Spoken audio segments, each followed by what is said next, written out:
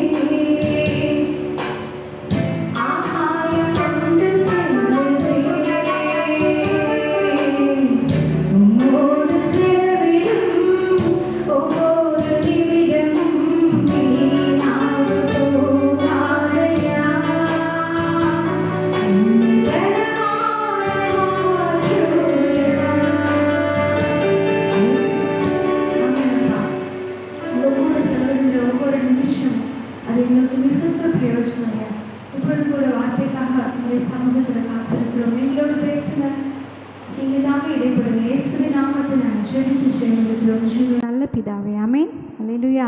இப்பொழுது கூட கர்த்தர் நம்மோடு பேசும்படியாய் சங்கீதம் 119 அதிகாரம் 2வது வசனம். ஆமென். சங்கீதம் 119 2வது வசனம். அவருடைய சாட்சிகளை கைக்கொண்டு அவரை முழு இருதயத்தோடு தேடுகிறவர்கள் பாக்கியவான்கள். ஆமென். 1வது வசனம், கர்த்தருடைய வேதத்தின்படி நடக்கிற உத்தம மார்க்கத்தார் பாக்கியவான்கள். அல்லேலூயா. 2வது வசனம், அவருடைய சாட்சிகளை கைக்கொண்டு அவரை முழு இருதயத்தோடு தேடுகிறவர்கள் பாக்கியவான்கள். ஆமென். 1வது வசனம் நமக்கு தெரியும். அவருடைய வேதத்தின்படி நம்ம நடக்கணும், அந்த பிரமாணங்கள், அந்த கட்டளை, அவருடைய வார்த்தையின்படி நம்ம நடக்கணும். 2வது வசனத்தில் என்ன எழுதப்பட்டது? அவருடைய சாட்சிகளை கைக்கொண்டு அவரை முழு இருதயத்தோடும் தேடுகிறவர்கள் பாக்கியவான்கள். ஆமென். அப்போ அவருடைய சாட்சிகளை அப்படின்னா அதை குறித்து தான் நீங்கள் நம்ம கர்த்தர் நம்மோடு இடைபெறுவார்கள். கர்த்தர் இந்த நேரத்தில் கூட நமக்கு வந்திருக்கிறாங்க. அவருடைய சாட்சி அப்படின்னா என்ன அப்படின்னு நம்ம பார்க்க போகிறோம். அவருடைய சாட்சி எப்பேற்பட்டது? ஆமென்.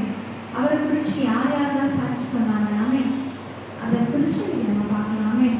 அவர் சொல்றாரு, யோவான் 5ஆம் அதிகாரத்தில் 31வது வசனம், என்னை குறித்து நானே சாட்சி கொடுத்தால் என் சாட்சி மெய்யாயிராது. ஆமென். என்னை குறித்து சாட்சி கொடுக்கிறவர் ஒருவர் இருக்கிறார். அவர் என்னை குறித்து கொடுக்கிற சாட்சி மெய்யான சாட்சி என்று அறிந்திருக்கிறேன். அல்லேலூயா. ஆமென். சொல்வார், என்னை குறித்து நானே சாட்சி கொடுத்தா அந்த சாட்சி மெய்யாயிராது. ஆமென். யாரு? அவர் பொய்யே தெரியாது. ஆமென். பாவமே பார்க்க மாட்டாத சுத்த கண்ணன். ஆமென். இயேசு கர்த்தராகிய இயேசு கிறிஸ்து அவர் சொல்றாரு, என்னை குறித்து நானே சாட்சி சொன்னா அது மெய்யாயிராது. ஆமென். எப்பேற்பட்ட ஒரு வேர்டு பண்ணானா, என்னை குறித்து சாட்சி கொடுக்கிற ஒருவர் இருக்கிறார். அவர் சாட்சி சொன்னால் கண்டிப்பாக அது மெய்யான சாட்சி. ஆமென். நிறைய இன்னைக்கு கூட ஒவ்வொரு சர்ச்சுமே சாட்சி போகுது, எனக்கு கர்த்தர் எனக்கு சேர்ந்த சாட்சி அப்படின்னு சொல்லி தேவனுடைய நாமத்தை மகிமைப்படுத்த முடியும் அவருடைய சாட்சிகளை சொல்றாங்க. இதுவும் அப்படிதான். ஆமென். அல்லேலூயா. கர்த்தர் சொல்றார், என்னை குறித்து சாட்சி கொடுக்கிறது யார்? அவர் பிதா. ஆமென். அல்லேலூயா. அவர் என்ன சாட்சி கொடுக்கிறார்? ஆமென். அவருடைய சாட்சி எப்பேற்பட்டது? ஆமென். அவருடைய சாட்சிகளை ஏன் தாவீது சொல்றான்? அவருடைய சாட்சிகளை கைக்கொண்டு அவரை முழு இருதயத்தோடு தேடுகிறவர் பாக்கியவான். அவருடைய சாட்சி என்ன பார்க்கலாம். யோவான் அதே 5ஆம் அதிகாரம் 30வது வசனத்தில் அவர் சொல்றாரு. ஆமென். யோவான் 5ஆம் அதிகாரம் 30வது வசனம், நான் என் சுயமாய் ஒன்றும் செய்கிறது இல்லை. ஆமென். அவர் சொல்றாரு, நான் சுயமா என் இஷ்டத்துக்கு நான் எதையுமே செய்கிறது இல்லை. ஆமென். எனக்கு சித்தமானதை நான் தேடாமல் என்னை அனுப்பின பிதாவுக்கு சித்தமானதை நான் தேடுகிறபடியா. அல்லேலூயா. இந்த 2 காரியங்கள். முதலாவது என்ன செய்கிறாரு? நான் என் சுயமாய் என்ன செய்வேன்? ஒன்றுமே செய்கிறது இல்லை. ஆமென். கர்த்தராகிய இயேசு கிறிஸ்து சொல்ற பிதாவுடைய சித்தத்தை அல்லாமல் அவர் சொல்லாமல் நான் ஒரு காரியத்தையும் செய்கிறது இல்லவே இல்லை. ஆமென். அவர் செய்யவும் இல்லவே இல்லை, எழுதப்படவும். அப்படி அவர் செய்ததா? ஆமென். அப்படின்ற ஒரு காரியம், என்னை அனுப்பின பிதா அவருக்கு என்ன சித்தமோ அதுதான் நான் என்ன செய்கிறேன். ஆமென். அல்லேலூயா. ஆமென். இதே வார்த்தைகள் தான் நமக்கும் நம்ம வாழ்க்கையில் சாட்சியை நம்ம எடுக்கணும். ஆமென். ஆமென். இப்போ கர்த்தராகிய இயேசு கிறிஸ்து பிறப்பதற்கு முன்பாகவே தேவதூதன் ஒரு சாட்சி சொன்னான். என்னன்னா ஒரு அந்த எழுதப்பட்டிருக்குது, இயேசு கிறிஸ்து பிறப்பதற்கு முன்பாகவே அவர் என்ன சாட்சி பெற்றார்னா, அவர் அது கற்பத்திலே உட்படுவதற்கு முன்பே தேவதூதனால் சொல்லப்பட்டபடியே இயேசு என்று பெயரிட்டார்கள். ஆமென். அவர் இம்மானுவேல், தேவன் நம்மோடு இருக்கிறார். பிறப்பதற்கு முன்பாகவே அவருக்கு சாட்சி. இல்லையா? அவர் பிறந்த உடனே பரம திரள் சேனை தூதரோடு வந்து என்ன சொல்றதுன்னா, தேவனுக்கு மகிமை, பூமியிலே சமாதானம், மனுஷர்கள் பிரியம் உண்டாவதாக அவரை துதிக்கிறார். பரம சேனை. ஆமென். பிறந்த உடனே ஆமென். ஆயர்கள், மேய்ப்பர்கள், சாஸ்திரிகள் எல்லாரும் வந்து அவர்களுக்கு காணிக்கை கொடுத்து பணித்து கொள்கிறார்கள். என்ன ஒரு சாட்சி, நம்ம என்ன ஒரு மகிமை, என்ன ஒரு கீர்த்தி, என்ன ஒரு புகழ். ஆமென். இந்த வேத வசனம் தேனிலும் தேனிலும் மதுரமானது. இல்லையா? இது படிக்க இனிக்கும். ஆமென். இதை கர்த்தர் நல்லவர்கள் ருசித்து பார்க்கிறது. இதை படித்தா தெரியும். ஆமென். இதை ருசிக்கிறது. ஆமென். இல்லையா? இப்போ அவர் பிறப்பதற்கு முன்பாகவே அப்படி சாட்சி. இந்த யோவான் ஸ்நானன் என்ன சொல்றாரு? எனக்கு பின் வருகிறவர் எனக்கு முன்பே இருந்தவர். நான் வந்து உங்களுக்கு ஜலத்தினால ஞானஸ்நானம் கொடுக்குறேன், அவர் ஆவியினாலும் அக்கினியினாலும் ஞானஸ்நானம் கொடுக்குறார். அவருடைய பாதரட்சையின் பாறை குனிந்து அவிழ்க்கிறதற்கும் நான் பாத்திரம் அல்ல. ஆமென். இல்லையா? அப்படின்னு சொல்லும்போது இயேசு கிறிஸ்து வருகிறார். அப்போ அப்படி ஒரு சாட்சி. ஆமென். என்னிலும் வல்லவர். ஆமென். அப்படின்னு சொல்றாரு, என்னிலும் வல்லவர் ஒருவர் எனக்கு பின் வருகிறார். அவருடைய பாதரட்சையின் பாறை குனிந்து அவிழ்க்கிறதற்கு நான் பாத்திரம் அல்ல. அவர் பரிசுத்த ஆவியினாலும் அக்கினியினாலும் உங்களுக்கு ஞானஸ்நானம் கொடுப்பார். தூற்றுக்கூடை அவர் கரத்தில் இருக்கிறது. அவர் தமது கோதுமை என்ன செய்வார்? தமது களத்தை நன்றாய் விலக்கி தமது கோதுமையிலும் களஞ்சியத்தில் சேர்ப்பார். பதறியோ அவியாத அக்கினியில் சுட்டெரிப்பார். இல்லையா? ஆமென். அவர் தீர்த்துக்கு மனஸ்தாபப்படுகிறவர். ஆமென். அவர் கோதுமை மணியை தன்னுடைய அம்பாரத்தில் சேர்க்கிறவர். ஆமென். இல்லையா? அல்லேலூயா. ஆமென். அதை கூட என்ன செய்ய நன்றாய் விலக்கி, அப்படி ஒரு சுத்த கண்ணன் நம்முடைய பரிசுத்த ஆவியார், பேரே பரிசுத்தர், வல்லவர். ஆமென். அல்லேலூயா. ஆமென். அல்லேலூயா. நாட்கள் கர்த்தர் ஒரு பாடலை கொடுத்தார். ஆமென். அது எங்கே இயேசையா நீர் நல்லவரே, எங்கே இயேசையா நீர் வல்லவரே, எங்கே இயேசையா நீர் போதுமானவரே, எங்கே இயேசையா நீர் பரிசுத்தரே, வல்லவரே போதுமானவரே, வல்லவரே போதுமானவரே, எங்கே இயேசையா நீர் நல்லவரே, எங்கே இயேசையா நீர் வல்லவரே, எங்கே இயேசையா நீர் போதுமானவரே, எங்கே இயேசையா நீர்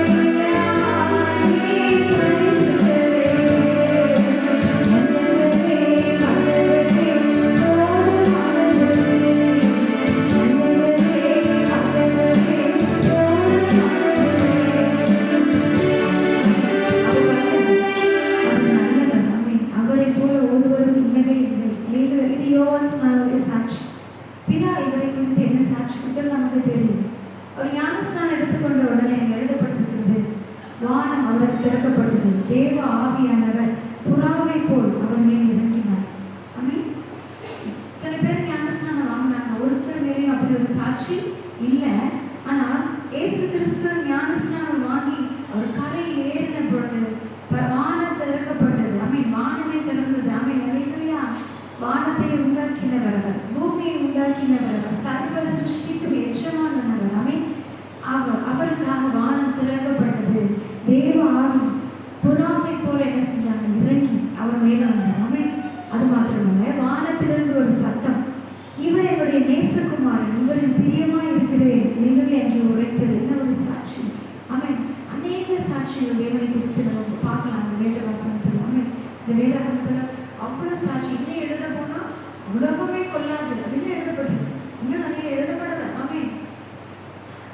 இதுவே நமக்கு போதுமானது நம்ம வச்சிருக்கிறாங்க. அல்லேலூயா. இது படிக்கும் போதே நமக்கு புதுசு புதுசா கர்த்தர் வெளிப்பாடுகளை கொடுக்கிற வல்லவராய் இருக்கிறார். ஆமென். இப்போ அவருக்கு என்ன பிதா சாட்சி கொடுக்கிறார்? இவர் என்னுடைய நேசகுமாரன், இவரில் பிரியமா இருக்கிறேன். அல்லேலூயா. என்ன ஒரு சாட்சி. ஆமென். இந்த சாட்சி நமக்கு வேணும் நம்ம வாழ்க்கையில். ஆமென். ஆனா நம்ம வாழ்க்கையில நம்ம இயேசு கிறிஸ்துவோட வாழ்க்கையில நிறைய நெகட்டிவ் சாட்சிகளும் சொன்னாங்க. பரிசேயர் சொன்னாங்க, இவன் பெயல்செபூலினால் பிசாசுகளை துரத்துகிறானேம்மா, மற்றவெல்லாம் ஒன்றும் இல்லை, இவன் பெயல்செபூலினால் பிசாசுகளை துரத்துறான். ஆமென். இவன் அதான் அந்த பரிசேயர். ஆமென். அது மாத்திரமல்ல, இவன் போஜன பிரியன், மதுபான பிரியன், ஆயக்காரர்களுக்கும் பாவிகளுக்கும் சிநேகிதன் அப்படின்னு சொன்னாங்க. ஆமென். அது உண்மையா? இல்லவே இல்லை. அது மாத்திரம் இல்லை, இவரை கொலை செய்யும்படி என்ன செஞ்சாங்கன்னா, பிரதான ஆசாரியரும் மூப்பரும் இயேசுவை கொலை செய்யும்படி மத்திய யோவான் 5ஆம் அதிகாரத்தில் எழுதப்பட்டிருக்காங்க. யோவான் 19 26ஆம் அதிகாரம் 59-60. பிரதான ஆசாரியரும் மூப்பரும் என்ன செய்யறாங்கன்னா, அவரை கொலை செய்யும்படி அவருக்கு விரோதமாய் பொய் சாட்சி, பொய் சாட்சி சொல்றாங்க. பேர் சொல்ற விசாசை கொடுத்தான், ஆயக்காரருக்கு பாவிகளுக்கு சிநேகிதன். அது பொய்யில், அது உண்மைதான். பாவிகளை ரட்சிக்க கிறிஸ்து இயேசு உலகத்திற்கு வந்தார். ஆமென். பாவிகள் வீட்டில் போய் போஜனம் பண்ண பாருனா, ஆமென். சனியை வீட்டுக்கு போய் அவங்க அப்பம் பிற்கும்போது சொல்லுவாங்க, ஆமென், இப்படிலாம் போகிறாரே, பாவி வீட்டுக்கு போகிறாரேன்னு சொல்லும்போது சொல்லுவாங்க. அப்போ ஒரு பொய் சாட்சி தேடுறாங்க, அவரை கொலை செய்யும்போது. ஆமென். எப்படி ஒரு சாட்சி பாருங்க, நெகட்டிவ், நமக்கு விரோதமாக எழுதுகிறவர்கள். ஆமென். தாவீது சொல்ற, எனக்கு விரோதமாக எழுதுகிறவர்கள் அநேகர் ஆண்டவரே. அதனால தான் தாவீது ஏன் அவருடைய சாட்சிகளை கை கொள்றான்னா, ஒரு முக்கியம், அவன் சுயமா எதுவுமே செய்வதில்லை. எங்க போனாலும் ஏகோத்தை கொண்டு வந்து விசாரிப்பானா, போலாம் ஆண்டவரே, நாங்கள் தந்தை பின்தொடரணும். அவர் சொன்னா போனா போவார், போக வேண்டாம்னா போக மாட்டார். ஆமென். இல்லையா? அவருடைய பிதாவுடைய சித்தத்தை மட்டும்தான் செய்வார். அதனால தாவீது இருதயத்துக்கு ஏற்றது. மோசே அவர் வீட்டில் எதுவுமே இல்லைடும்.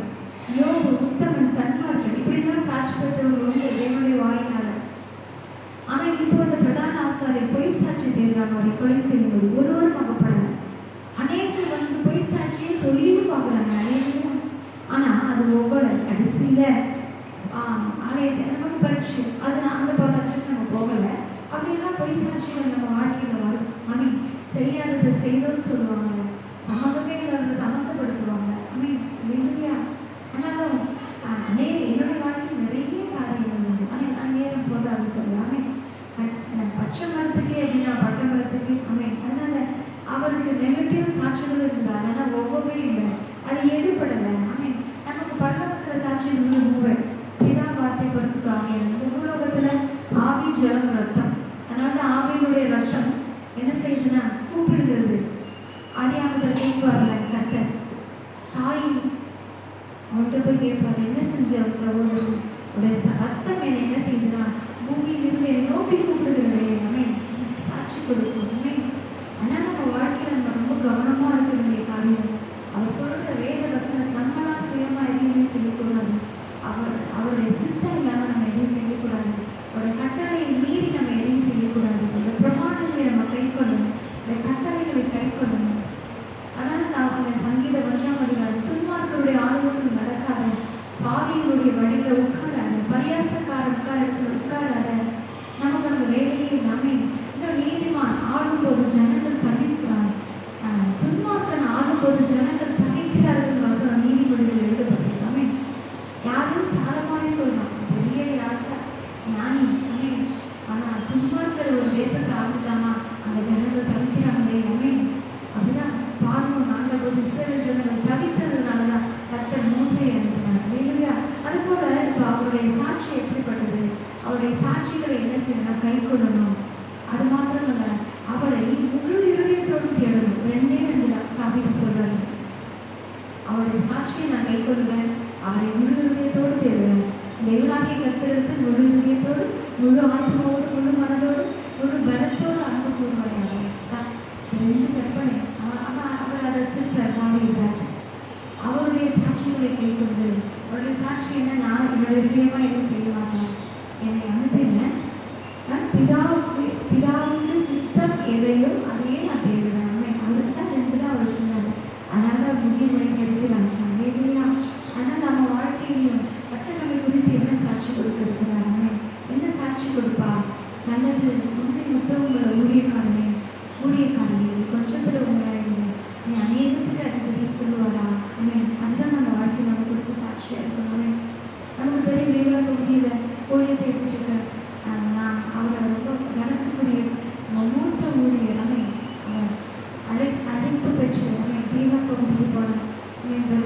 அகஸ்டின் ஜெபகுமார் டேடின்னு சொல்லுவாங்க.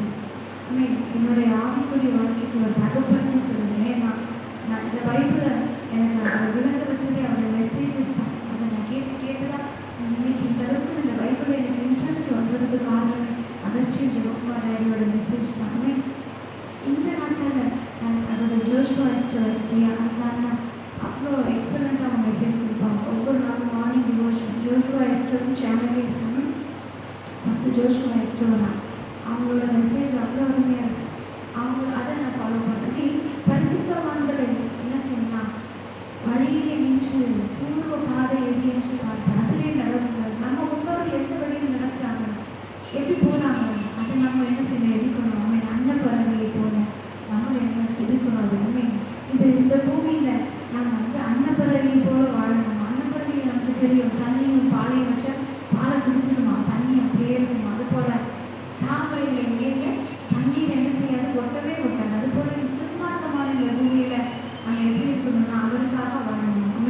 அன்னப்பறவையை போல அப்போ தான் அவர்கிட்ட நமக்கு சாட்சி கிடைக்கும். எக்ஸைட்டிங்காக இருக்குன்னு நம்மளை குறித்து அவர் எப்படி சாட்சி கொடுப்பார். அதுக்காக நம்ம என்ன பிரயாசப்படுறோம், எவ்வளோ கவனமாக இருக்கிறோம். நம்ம ஆவிக்குரிய வாழ்க்கையில் எவ்வளோ கவனமாக இருக்கிறோம். நம்ம ஜெப வாழ்க்கையில் நம்ம எவ்வளோ கவனமாக இருக்கிறோம். நம்ம எந்த அளவுக்கு அப்பாவை துதிக்கிறோம், எவ்வளோ வேதம் வாசிக்கிறோம். இதுதான் நாட்களில் ரொம்ப முக்கியம். ஏன்னா இது காலம் சமீபமாக இருக்குது. தெரிந்து கொள்ளப்பட்டவர்களும் வஞ்சிக்கக்கூடிய காலம். அப்போ நம்ம என்ன செய்யணும்னா நம்மளுடைய நேரத்தை தேவையில்லாத காரியங்களை செலவழிச்சோம்னா நம்ம வஞ்சிக்கப்பட்டுருவோம். நம்மளை ஆத்மா கரைப்பட்டுருவோம். ஆனால் நமக்கு சாட்சி எப்படி இருக்குன்னா நல்ல சாட்சி வருமானு சந்தேகம் தான். சிம்சோன் அபிஷேகம் பெற்றவர், பிறப்பதற்கு முன்பாக அபிஷேகம். அப்படி ஒரு அபிஷேகம் பெற்ற மனுஷன் சிம்சோன் தான் பழியேற்பாங்க இல்லையா. சிங்கத்தை இழிச்சு போடுவான், ஒரு கழுதை பச்சை தாழை எலும்பு வச்சு கொள்ளுவான் ஜனங்களை. எப்படி ஒரு அருமையான பாத்திரம். ஆனால் அவன் செய்வது பூரா தரிசனத்துக்கு விரோதமான, அவனுடைய அழைப்புக்கு விரோதமான. ஆனால் கடைசியில் இருக்கிற மனத்திருமணங்கள் தான் அவன் எதிரே சாட்சியில் அந்த விசுவாசப்பட்டியும் பேர் வந்துச்சு.